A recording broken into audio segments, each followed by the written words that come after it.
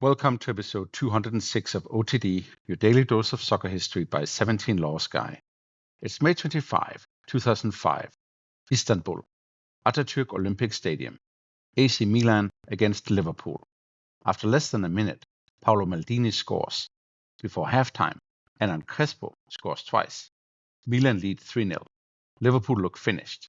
And then, in 6 impossible second-half minutes, Steven Gerrard, Vladimír Šmicer, and Xabi Alonso drag them level. 3-3. Extra time. Dudek somehow denies Shevchenko. Penalties. Dudek dances. Liverpool win. And because this is their 5th European Cup, they don't just lift the trophy, they get to keep it. This is the Miracle of Istanbul. But how did we get here? We start with Liverpool's lost years. For 15 years, Liverpool had been the central power in English football. Shankly's foundation, Paisley's machine, Fagan's European Cup, Dalglish's double-winning side. Then came Hillsborough in 1989, the trauma that cut through the entire club and city. Dalglish and the players attended funerals, carried grief, and still won the league in 1990. But that title, Liverpool's 18th, became an ending rather than a continuation. The Premier League arrived. Manchester United, under Alex Ferguson, took over the perch. Liverpool still had moments. Robbie Fowler, Steve McManaman, the 1995 League Cup, young Michael Owen, Jamie Carragher, and Steven Gerrard. But the old boot room culture had faded, and the club could no longer take that final step. The 2000-2001 season looked like a reset. FA Cup, League Cup, and UEFA Cup under Gerard Houllier. But it was not a return to domination. By 2004, Houllier had gone. Rafael Benítez arrived from Valencia, where he had won La Liga and the UEFA Cup. Benítez was different. Systematic, analytical, controlled. He inherited Gerrard, Carragher, Dudek, Hamann, and Hyypiä. Michael Owen left for Real Madrid. Xabi Alonso and Luis Garcia came from Spain. It was a team between eras. And domestically, 2004-05 was poor. Liverpool finished 5th, 37 points behind Chelsea. They lost to Burnley in the FA Cup. They lost the League Cup final to Chelsea. Gerrard's future was a season-long anxiety, and Europe became less a campaign than a lifeline. And even there, they almost disappeared. In the final group match at Anfield, Olympiacos led 1-0. Liverpool needed to win by 2 clear goals. Laurent Sinama-Pongol scored. Neil Mellor scored.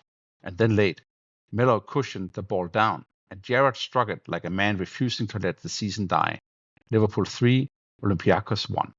After that, the road became myth. Bayer Leverkusen beaten home and away. Juventus beaten 2-1 at Anfield and then held in Turin. Chelsea beaten in the semi-final through Luis Garcia's ghost goal, one of those Anfield European nights where sound becomes pressure and pressure becomes history. So waiting in Istanbul were Milan. This was not just any Milan. 3 days ago in episode 203, we talked about Milan's 1963 European Cup, where Cesare Maldini lifted the trophy and Catenaccio conquered Europe. Now his son Paolo is captain. And 20 years earlier, in episode 112, we talked about Silvio Berlusconi buying Milan and turning a distressed giant into the prototype modern super club.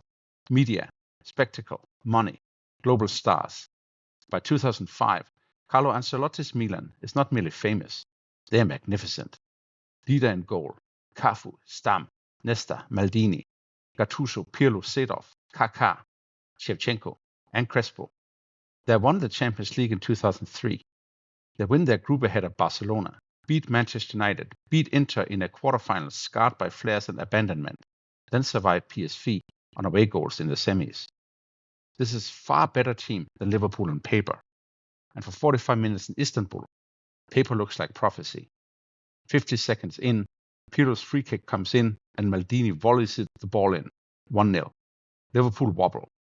Kuhl goes off injured. Kaká starts floating through midfield like he owns the night. Crespo makes it 2-0 after a Milan counter. And then Kaká plays one of the great Champions League final passes from inside his own half, and Crespo tips Dudek 3-0. At halftime, the match seems over. Inside the Liverpool dressing room, Benítez changes the structure. The story has become part of the legend. Dimi Traoré thought he was coming off, even started to shower, and then the change shifted. Steve Finnan came off instead, and Dieter Hamann came on. And that matters. Hamann gives Liverpool a platform. Gerrard can move higher. Milan are still dangerous, but Liverpool no longer look completely exposed. As the players walk out for the second half, all around the stadium, Liverpool's famous chant, "You'll never walk alone," is sung. Not in celebration, in defiance. And then the second half begins. In the 54th minute, Jon Arne Riise crosses. Gerrard heads in, 3-1. Of course it was him, Stevie G, the captain. And then he turns, uses his arms to hype everyone up, his face demanding belief. 2 minutes later, Šmicer shoots from distance, 3-2. Milan suddenly look human. And then Gerrard bursts into the area, and Gattuso brings him down. Penalty. Xabi Alonso steps up to take it. Not Gerrard. Didi saves, but the rebound comes straight back, and Alonso scores. 3-3, 6 minutes, from humiliation to resurrection. And still, somehow, the match has half an hour left. Milan recover. Liverpool are exhausted. Carragher cramps. Traore clears off the line. Extra time arrives. Another half hour to play. With penalties almost there, Shevchenko has the chance. First the header, Dudek saves. Then the rebound from almost nothing. Dudek saves again. It's one of those moments the brain cannot quite process. Shevchenko, Ballon d'Or winner, mere yards out. Dudek, somehow still there.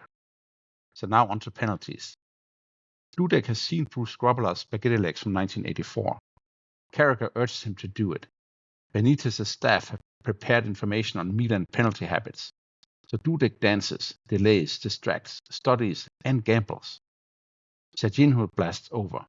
Hamann scores. Pirlo's kick is saved. Cissé scores. Thomason scores. Riise is saved by Dida. Kaká scores. And Šmicer scores with his last kick for Liverpool. Now Shevchenko has to score. But Dudek saves, and Liverpool are champions of Europe. So what did it mean? I mean, it is unique in European Cup history. Teams come back, finals turn, football is full of late drama. But a European Cup or Champions League final, 3-0 down at halftime against that Milan, and then winning on penalties? No. Istanbul belongs in its own category. And get this, Liverpool got to keep the cup. Under UEFA's old rule, a club that won the European Cup 5 times, or 3 years in a row, could keep the original trophy. Real Madrid, Ajax, Bayern, Milan and Liverpool all reached either threshold. Liverpool's 5th in Istanbul gave them the right to keep it. UEFA later changed the rule. Now the original trophy remains for UEFA, and winners receive a replica. So Istanbul was not just Liverpool's 5th European Cup. It was the one that physically stayed. This impossible comeback win changed Liverpool's modern mythology. It didn't instantly restore league dominance. They would lose the 2007 final to Milan in Athens. They would go through ownership turmoil under Hicks and Gillett before Fenway Sports Group stabilized the club in 2010. But Istanbul gave Liverpool a new global story. Not only the old empire of the 1970s and 80s, but the club of impossible European nights. That mattered commercially. It mattered emotionally. And it mattered to the generation that had never seen Liverpool rule England. And under Jurgen Klopp, the arc finally completed. Champions League in 2019, Club World Cup, and then the 2020 league title that ended the 30-year wait. And Milan? Milan didn't wait long. In 2007, the same two clubs met again in the Champions League final, and Milan won 2-1 through Filippo Inzaghi. Ancelotti had his answer. Milan then won the Club World Cup, but Istanbul never left them. Gattuso, Maldini, Kaká, Ancelotti. Everyone carried it as one of football's great unanswered questions. How did that happen? That is why May 25, 2005 still feels unreal, because the match is not just a comeback. It is two histories colliding. Liverpool trying to escape a lost decade, and Milan, the Berlusconi super club, at full elegance. Gerrard, almost gone, but suddenly immortal. Dudek, becoming Grobbelaar, and himself at the same time. And the trophy, finally staying at Anfield. Before we go, 3 things to take away from May 25, 2005. First, Istanbul was not just 6 crazy minutes. It was built on Liverpool's lost years, Benítez's structure, Gerrard's will, Hamann's adjustment, and the emotional force of a club that lived for Europe. Second, Milan were brilliant. That matters. The miracle is bigger because Liverpool came back against one of the most complete teams of the era. And third, Liverpool's fifth European Cup changed the club's mythology and its trophy room. They won the final, kept the cup, and gave modern Liverpool its defining European identity. On this day in 2005, Liverpool came back from 3-0 down against AC Milan in Istanbul, won the Champions League on penalties, and turned a lost season into one of football's greatest miracles. That is all for episode 206 of OTD, your daily dose of soccer history by 17 Laws Guy. Tomorrow, we go to May 26, 1989, when the English title was decided in a direct match between number 1 and number 2, and it all came down to goal difference after a goal scored in overtime. See you tomorrow.